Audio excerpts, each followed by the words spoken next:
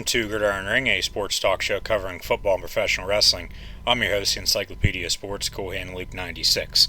WWE Stomping Grounds coming up in about 2.5 weeks away now, June the 23rd, 2019, in Tacoma, Washington.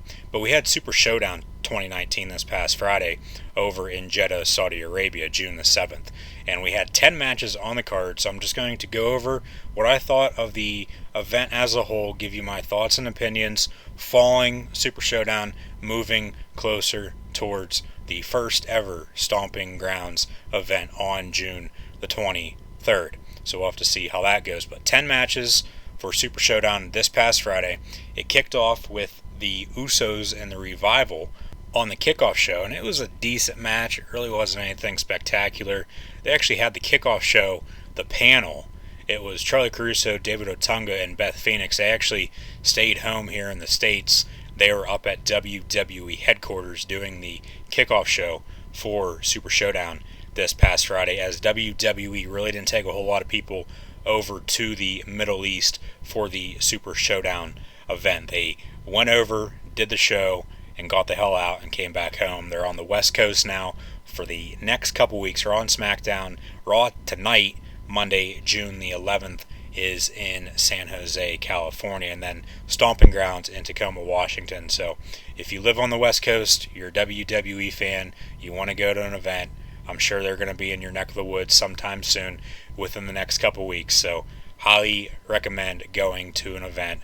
They never, ever disappoint. So the Usos and the Revival, it was just a regular tag team match. Usos, they are still, I believe, if I'm not mistaken, your SmackDown Live tag team champions, right? Or are Daniel Bryan and Rowan your SmackDown Live tag champs? I'll have to check on that here real quick. Hold on, give me a second. I believe it's the Usos, but they really haven't done anything with them. They did it with the Superstar Shakeup, and then they've been keeping quiet on it. So all champions right now in the WWE. No, Daniel Bryan and Rowan got those back. I totally forgot about that. So my bad on that. If I screw anything else up in this recording or any other recordings or live streams right here on YouTube or over on Periscope, just let me know down in the comments below or hit me up on Twitter, CoolHandLuke96. Be sure to like, follow, and subscribe to Gridiron Ring and myself, CoolHandLuke96, on social media if you haven't done so already. The links are in the description below. So it's the Usos and the Revival, regular tag team match. Both these tag teams are on Raw. And as I was saying, I thought the Usos were the SmackDown Live tag champs, and they were, but then I forgot they did lose them back to Daniel Bryan and Rowan. So, regular tag team match. And then later on tonight as well, they announced for Raw, as the Usos defeated the Revival at Super ShowDown on Friday, they announced tonight on Raw, both of these tag teams will now be in a triple threat for the Raw Tag Team Championships versus Hawkins and Ryder, the Edgeheads, who they really haven't done a whole lot with either since WrestleMania, since they won those Raw Tag Team Championships from Scott Dawson and Dash Wilder, the Revival, at WrestleMania 35. So we'll have to see how that goes later on tonight. It's the middle of the afternoon, moving in towards the evening here, Monday, June the 10th, 2019. SmackDown tomorrow, I believe. I'll check on that here as well. I believe they are, I know they're on the West Coast. I know they're in San Jose tonight for Raw, and they are in Sacramento tomorrow for SmackDown. So, Northern California area. So, like I said, if you're a WWE fan living out on the West Coast, I'm sure they're hitting up your area here within the next couple weeks, as they left Saudi Arabia, got home safely. Thank God for that. And they are on the West Coast now for WWE events. So, Super ShowDown, Usos Revival. Usos won the kickoff show match versus Scott Dawson and Dash Wilder. Seth frickin' Rollins and Baron Corbin open the main card, though. They opened the show of Super ShowDown this past Friday, and it was for the Universal Championship. Seth frickin' Rollins defeated the Lone Wolf, Baron Corbin, and is still your Universal Champion. And then afterwards, after the match, Baron Corbin hit a deep six on the Architect. And then that's when the Beast Incarnate, Brock Lesnar, came out. I knew Lesnar was going to be on the show one way or another. He came out with a referee with Paul Heyman, with his briefcase, with a steel chair as well. But unlike last Monday on Monday Night Raw, when Lesnar absolutely demolished Seth Rollins leading into their match at Super Showdown this past Friday, Rollins got the upper hand and manhandled the Beast and hit him with steel chair shot after steel chair shot. So Lesnar, he was about ready to cash in his Money in the Bank briefcase. However, he did not. Seth Rollins, still your Universal Champion. Brock Lesnar, still Mr. Money in the Bank, still Beast in the Bank. Boombox Brock, as I like to call him. So Rollins, still your Universal Champion on Raw. And then Lesnar. Who knows if he'll be going away for a little while with his contract the way it is. We'll have to see if he's on Raw later on tonight. But he might not be. They did a little angle there saying that his left elbow was injured. So just a way to get him off TV for the next couple weeks. But Lesnar is still going to be looming over Rollins, and Rollins better watch his back, because I still think there's a good chance that Lesnar is going to cash in, and whenever he does, he's going to be successful in doing so, whether it's going to be against the Universal Champion, whether it's Seth Rollins or someone else, or Kofi Kingston for the WWE Championship, or someone else, maybe like Roman Reigns, leading in towards the Fox deal come October, because I think Roman Reigns will win the WWE Championship at SummerSlam. So far, the Usos and the Revival and Seth Rollins and Baron Corbin, they are your winners. The first of those four superstars that I just named off, the tag teams and the two single competitors, the Seth Rollins and Baron Corbin, the first, you guys know what I'm saying, the first superstars in both of those matches, Usos and Seth Rollins, both your winners. And then Finn Balor and Andrade, they battled it out for the WWE Intercontinental Championship. Finn Balor defeated Andrade, and then I did see afterwards that Andrade's mother passed away about a couple hours after his match at Super Showdown. So rest in peace to Andrade's mother. Hopefully the family is hanging in there. Thoughts and prayers going out to Andrade and his family. So Finn Balor, though, the Demon Finn Balor, still your Intercontinental Champion. We'll have to see what they do with Rollins as Universal Champion. You know, maybe Corbin again. McIntyre's facing Reigns at the Stomping Grounds. I'm trying to think who else is on Raw that they could potentially throw in the Rollins Universal Championship feud. Maybe somebody like The Miz, but he is going to be on Miz TV. He's hosting Miz TV once again tonight with Samoa Joe, so it looks like Joe is going to be getting in a feud with Mike The Miz Mizanin for the U.S. title. Maybe Cesaro, if they want to give him a shot. Ricochet as well, Bobby Roode. There's really not a whole lot of guys on Raw right now, unless they really use the other than Braun Strowman and Bobby Lashley, but it looks like they'll be staying in a feud with each other for a little while. Not unless they really use the wild card role to the extreme, and say maybe bring over Randy Orton to Raw, have him go up against Rollins. I think Orton's going to go up against either Aleister Black maybe, because he's been looking for a challenger for the last couple weeks. Orton maybe with Finn Balor for their Intercontinental Championship. They teased that on social media the past couple days. There's really not a whole lot of guys on Raw right now, I don't think, unless you guys can think of somebody and let me know down in the comments below who you think Rollins should face. It's hard to tell what they'll end up doing. We'll just have to watch Raw tonight, and then next week as well, the go-home show for Stomping Grounds in about 2.5 weeks away. So, yeah, Usos over the Revival, Seth Rollins over Baron Corbin, and Finn Balor over Andrade. Orton Balor wouldn't be bad for the IC title. Orton, a former Intercontinental Champion as well. His first championship he ever won, I believe, up on the main roster too. So, give them something to do over on SmackDown. Maybe Andrade come to Raw with the wild card rule.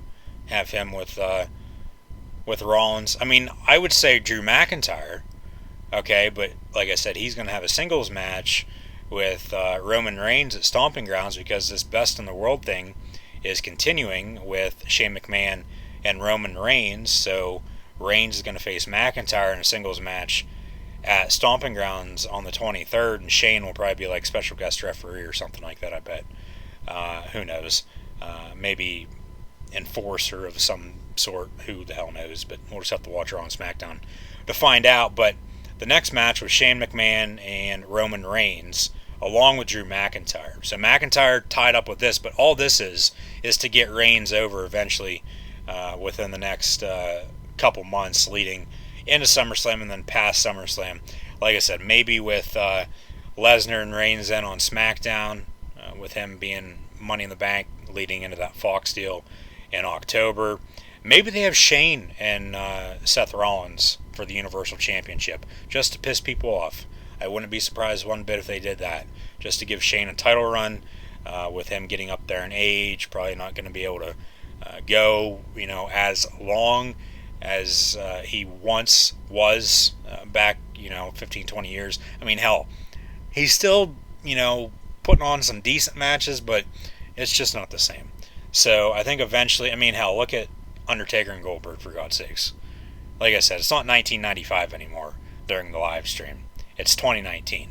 Like, Goldberg and Undertaker, just hang it up and call it quits. I think Undertaker really does want to, but WWE just keeps calling him back, and he can't say no.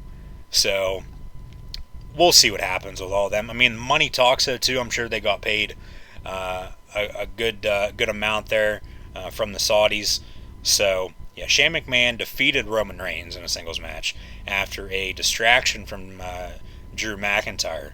And McIntyre hit Reigns with a Claymore kick, and then Shane ended up pinning the big dog 1, 2, 3 and winning. So, yeah, Shane O'Mac defeated Roman Reigns. And then Lars Sullivan, he defeated Lucha House Party by DQ, and then absolutely manhandled them after the match. So Lars a winner, even though he really didn't win because it was by DQ.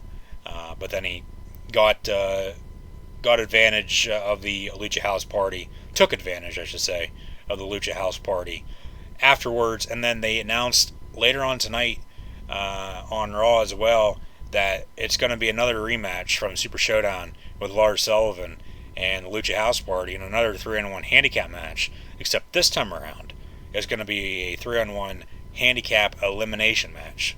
So we'll have to see how that goes. But Lars should end up winning that. I could see somebody coming out afterwards, just like I said, at Super ShowDown. Save it for Raw tonight. Who knows? We'll see. And then also, we had Randy Orton, the Viper, defeat Triple H, the Game, in a regular singles match. The best match at Super ShowDown, and actually the longest as well. It was about 20-25 minutes long. All the other ones about 5, 10, 15, if that. Super ShowDown as a whole, like I said, it really wasn't that good. I rated it like a 5, 5.5, 6 at best during the Super ShowDown live reaction stream. So, yeah, we'll have to see what they do with the next Super ShowDown event, whether it's going to be over in Saudi Arabia once again, or down under once again in Australia, or if they're going to bring it to the States, or what the hell they're going to do with the next Saudi Arabia event, whether that's going to be the Greatest Royal Rumble, Crown Jewel once again. I assume there's going to be another one in the fall, October, November, December sometime, because they got a 10-year agreement right now, the KSA and the WWE do. So these events, they're not going to be going away anytime soon, unfortunately. But Randy Orton defeated Triple H. Best match of the night, I thought. It really wasn't, that great either, but it was still the best match of the night. But the Viper got the upper hand of the Game, Triple H, to somewhat, I shouldn't say retire Triple H, but, what else is he going to do? He's just going to be sitting back running NXT, hopefully running the main roster sometime soon. I'm sure he's going to be putting a lot of other guys over in the future. I think one guy that could potentially retire him when he does decide to hang it up. But the thing is, Triple H is going to be around for quite a while, unless something, drastically happens, and hope to God that never does happen. But look at Vince, he's still on TV, and, 15, 20, 25 years ago, he was, still having matches. So, because at that point, too, that's when people really started to find out that, okay, Vince, yeah, he was a commentator, but really, he's the one who is in charge. He's running the company. What we're seeing week in and week out, that's his idea. That's other backstage personnel's ideas as well. So, one person, though, I think that could retire Triple H in the future, whenever, that time does come, I think could be Kevin Owens, because they already had Seth Rollins and Triple H at WrestleMania. They already had that feud. They could go back to that once again, but obviously it seems like they've moved past that, but they've never had a Triple H Kevin Owens feud yet. And you go back to the early days of NXT, Seth Rollins, first ever NXT champ. They had the feud already, as I said. And then Kevin Owens, a great NXT champion, came up to the main roster. Triple H helped him win his first ever Universal Championship that he never should have lost to Goldberg, going back to WrestleMania 33, like I talked about last week, with Goldberg and Lesnar and Chris Jericho and Kevin Owens for the U.S. title. Triple H helped Owens win the Universal Championship, so maybe they do that in the future. But best match of the night, Randy Orton, Triple H, and the Viper defeated the Aim. Braun Strowman over Bobby Lashley wasn't anything special. Strowman won with the Power Slam. And then in the WWE Championship match, and like I said, Strowman and Lashley's probably going to continue now for the next couple weeks, maybe the next couple months. If Lesnar would have became Universal Champion, or if he does become Universal Champion sometime soon, one of the first challengers will probably be Braun Strowman or Bobby Lashley, whoever does end up winning that feud, whoever they want to put over, whether it's going to be Strowman or Lashley. I don't know. It wouldn't make sense if it was Lashley-Lesnar, because they're both heels, not unless Lesnar is a face, because Lashley, I don't think he's going to be a face anytime soon. Strowman-Lesnar, I think people would like. They've been teasing that for quite a while. We've been wanting it for quite a while.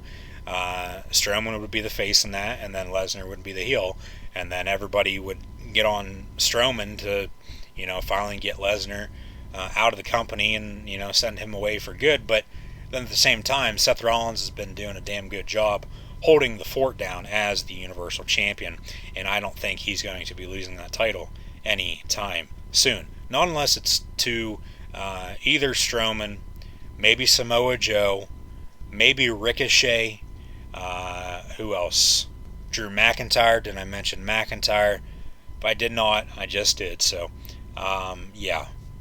Rollins, he's the Universal Champion for now, and probably will be until WrestleMania 36 next year down in Tampa, because I think Reigns will win WWE title at SummerSlam, and then they'll do like a Rollins-Reigns maybe with the whole wild card thing, have a title versus title, have an undisputed champ once again, something along those lines maybe. Just a thought, WWE. I don't think it'd be best for business, to be honest with you. You got to have a champion on Raw and on SmackDown, especially with the new Fox deal, and not a 24/7 champion or a tag team champ holding down the fort. You need a true number one guy as your WWE or Universal Champion holding down the fort.